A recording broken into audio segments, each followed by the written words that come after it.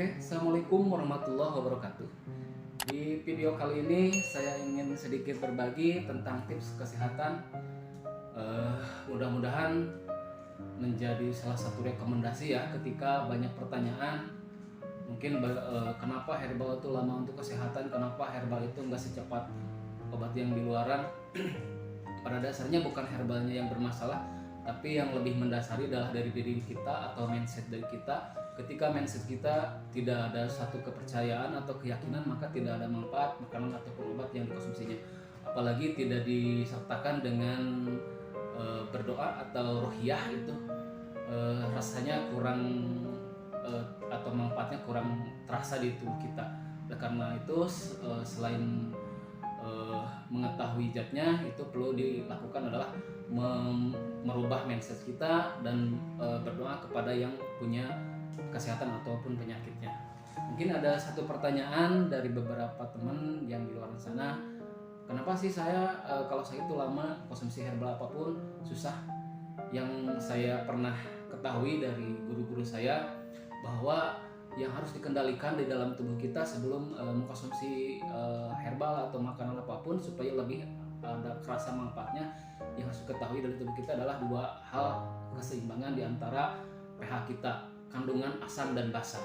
Nah, tubuh kita mempunyai dua sifat, asam dan basa. Asam, ketika tubuh kondisinya lagi asam, itu konsumsi makanan ataupun zat kandungan nutrisi dan apapun itu tidak bakal terserap oleh tubuh kita karena hancur sama asam tersebut. Nah, yang harus dilakukan adalah mengembalikan pH kita dari asam ke basa. Itu kalau dicek, bisa nanti teman-teman cek atau beli salah satu cek untuk ngecek asam itu di toko-toko kimia. Kalau yang saya tahu dulu kertas lakmus namanya, itu ada alat ceknya juga, bisa ditempelkan di lidah. Kalau merah itu menandakan kondisi kita lagi asam, dan basa itu adalah hasilnya biru gitu ya. Dan kondisi kita yang sehat itu adalah yang biru. Nah, lantas kalaupun nggak dicek, apa caranya ya? Kita mengevaluasi diri bahwa kita sehari-hari itu banyak konsumsi asam apa basa. Salah satu tanda ciri adalah ketika kita banyak konsumsi makanan yang sudah diproses, digoreng atau diapapun, itu secara rata umum adalah kandungannya asam. Dan yang basa itu rata-rata sifatnya masih makanan yang masih mentah, berarti kan buah dan sayur. Itu kandungan di zat makanan tersebut kategorinya basa. Dan kalau kita evaluasi dalam 24 jam waktu kita makan, itu banyak yang udah diproses atau mentah. Rata-rata mengatakan bahwa banyak yang sudah diproses, berarti kandungan secara umum adalah kandungan asam yang masuk ke dalam tubuh kita. Tata caranya adalah supaya ada manfaat ketika kita mengobatin atau pencegahan setiap harinya, kita harus membasahkan dulu. Makanya beberapa tips pagi hari sebelum konsumsi apapun, konsumsi buah dan sayur dulu sebelum makan makanan yang lain. Nah, itu saran-saran yang banyak disarankan oleh penyehat di umum ya. Lantas satu hal lagi, tips yang saya ingin bagikan ini adalah ketika terjadinya asam ataupun pH kita asam, kita disarankan konsumsi makanan yang kandung mineralnya tinggi. Itu ada di air, buah-buahan ataupun tanah. Di air kandungan mineralnya harus diperhatikan, bagus enggak, kurang enggak, itu kalau bisa yang mineralnya tinggi.